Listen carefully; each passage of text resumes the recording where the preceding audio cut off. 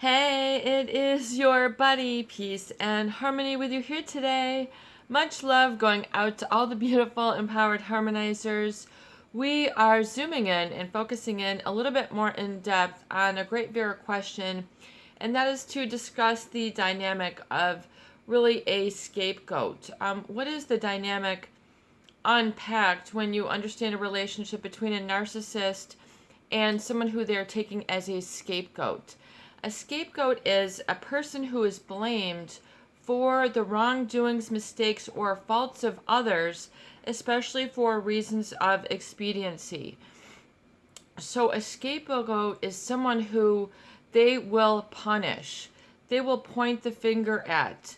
They'll look at you with, complete 100% blame. I mean, there's nothing you can do to defend and justify yourself. And this is really meant to saddle you really for the blame and the assigning the guilt for reasons of expediency, meaning it's an easy fix, it's an easy out.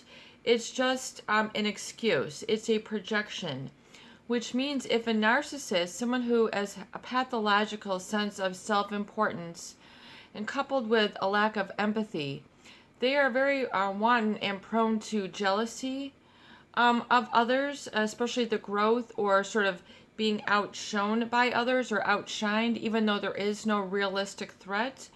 They tend to have irrational fears, irrational feelings of insecurity, meaning that they shouldn't have to go to such defense mechanisms, which are coping mechanisms. So to keep their pathology in place, the inflated ego, the I'm better than, I'm controlling everything, get out of my way, it's all about me, you are just an obstacle, is really sort of the mindset, the attitude or approach of a narcissist. They have a pathological sense of self-importance coupled with a lack of empathy, which means they're not really able to understand the feelings, needs, wishes, perspectives of others. They're not really able to have an interaction, a communication, a word of discourse between the two. So they're wanting to take others as a way to sort of just sort of unload their heavy feelings, their negative feelings, their feeling of fear, their feeling of insecurity, their feeling of maybe uncertainty or things being out of control. It's a lot easier for them to dish it up and put it onto others than for them to see it and do the work, to make the effort, to say, okay, wow, maybe this didn't happen. Maybe I should have done this, and you shouldn't have had to go through that, or what have you. There isn't a lack of responsibility and accountability, owning this on the part of the narcissist. I would never do anything like that. Or, they just don't see it. They have an inability to sort of understand that. And so they oftentimes will use a scapegoat to project their own inadequacies, their own fear, meaning that which they are insecure of, that which they are guilty of, that which is their painful emotions, which is energy in motion, that they don't really want to deal with, experience, or like they have a very, what makes them feel discomfort, so that they would launch into this scapegoat process, which means trying to put all the blame on others. And usually there's a dynamic where someone else is usually either the golden child or the perfect other who can do no wrong. So usually you see a dynamic or a juxtaposition of polar opposites, which they, then contributes, like our viewers say, to very much black and white thinking, which oftentimes doesn't account for reality, truth, and the scapegoat being treated in terms of a blamelessness, or just having credibility and validation for what they have experienced, what they saw, what they need, what they want, how they were mistreated, or what they want to accomplish in their life. So either from the scapegoat has a very difficult time sort of owning up to their wholeness, their individuality, their sense of positive self-regard, because they've been repeatedly treated with negative regard from a narcissist who is trying to scapegoat them, basically who is trying to unload their guilt onto another so that they don't have to deal with it. I mean, what would be an easier solution or a quicker fix than just to say, it's all your fault, you deal with it. You're the problem here. You're the cause of everything.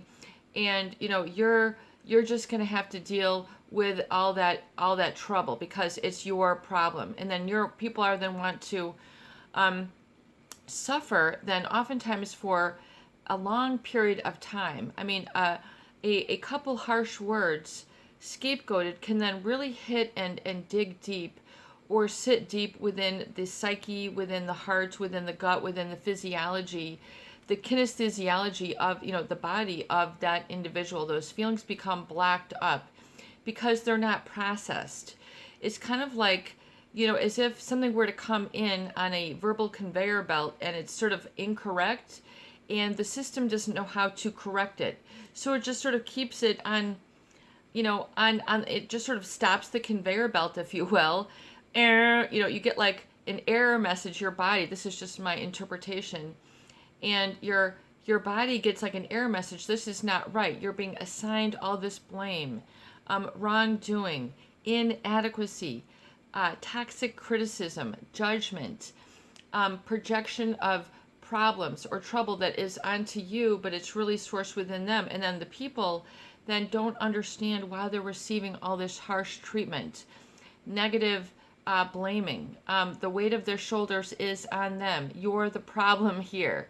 When oftentimes the problem is not in the individual, it's a shared, or it's a it's based on a situation, a setting, a group dynamic, or other moving parts involved, other people involved, other situations that aren't brought to light. So the narcissist will do their best work sort of in this dark, under cover of the night. What was that, the Mick Jagger song or Rolling Stones? It's kind of like they can be under cover of projection. See, if they can, and in the Bible, a scapegoat was a goat sent into the wilderness, basically after the Jewish chief priest symbolically laid the sins of the people on it. So they would, dish up all the sins. So whatever they would do, whether, I don't know, they would just cast all their sins on it. So if you've ever been to other countries, sometimes people will write their prayers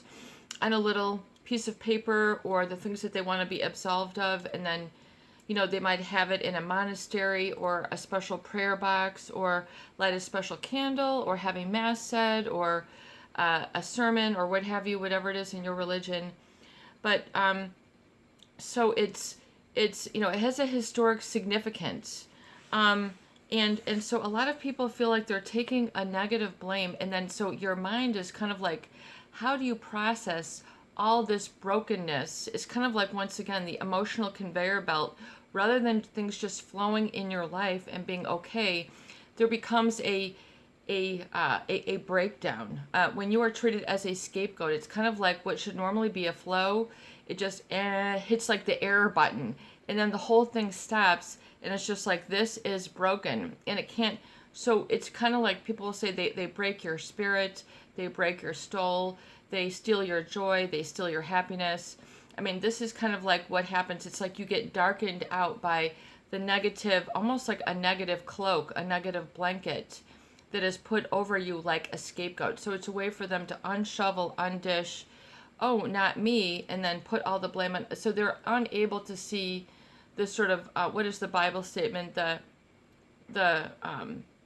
splinter in their own eye. I think there's just sort of a statement, and we're not making this religious, but I'm just trying to give you some historical reference of where this is cited, and to understand how a narcissist will do this. So everyone else can be the fall guy, look like the bad guy, and then immediately this other person looks good immediately. It's like an immediate gratification for a narcissist. If they can just put it all on you, then all of a sudden they're looking good. So it's just, I mean, you can do this in a neighborhood. If you're to point the finger at someone else's house all the time, or make it smaller by, and then it makes your house look bigger. I mean, they do this, I think, in in building all the time. Just like if you want to be the tallest building in the neighborhood, you just build a couple stories up, and you're the tallest building and it dwarfs everybody else. So they will dwarf the scapegoat. They'll make them look small, meek, inadequate,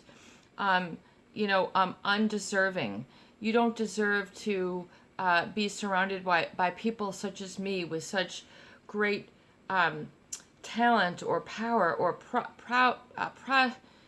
prowess or whatever, that they sort of will be snub in their air about. So usually they have an inflated, pathologically inflated sense of self-importance, which then causes this sort of pathological lying. And part of that is that scapegoating habit.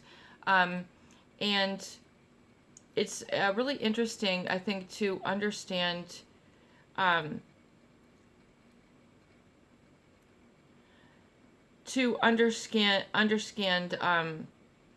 the history of the word.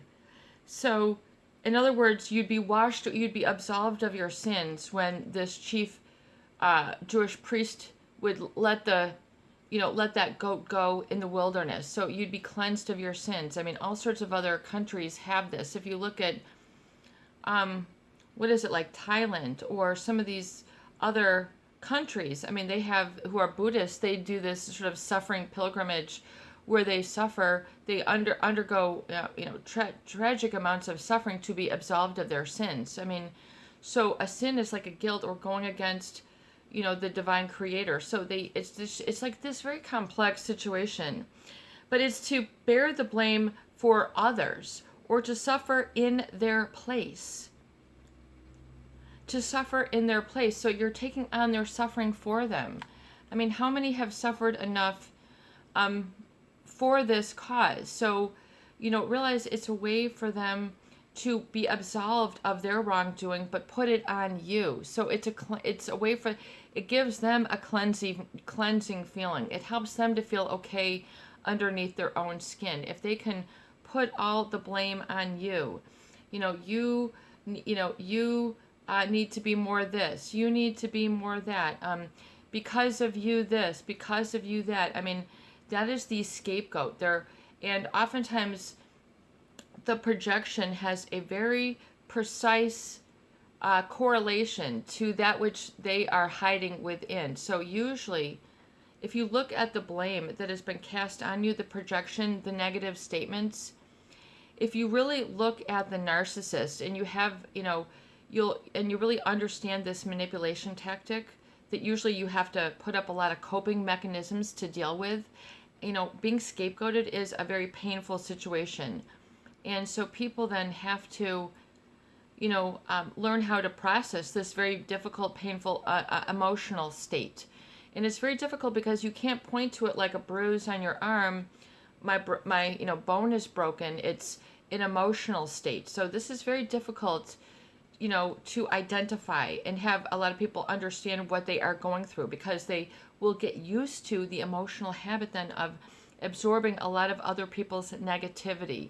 They'll always, they'll walk into a room and just be like, who wants to give me all their dirty work? Who wants, to dish up all your negativity and put it on me? So you'll find then that these scapegoats will then be wanting to attract other troublemakers.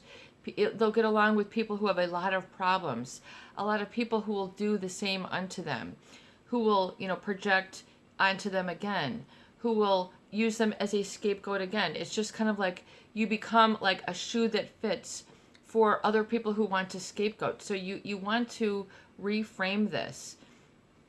And we'll go into that in some videos here, but I think it really warrants a lot of discussion to understand this tactic and how it's used by a narcissist to oftentimes degrade or downgrade others and make them suffer, and then they can sort of see, I told you so. In other words, and they can see, they externalize the suffering onto others, so they can see others work through it rather than them having to work through it themselves. It's a very complex process.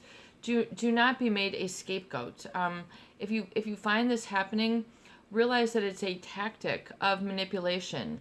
It's a tactic of release of responsibility. It's a way of someone who has a pathological sense of self-importance to sort of get out of their job of being accountable and responsible for having empathy and not being overly selfish. So we'll talk about that in future videos. This is your buddy, Peace and Harmony, with you here today, and I hope that these videos do help. Please share, please subscribe, and for goodness sake, please donate for more great tools, videos, discussion, and support. Peace be with you, peace be within, peace be without, and have a beautiful day.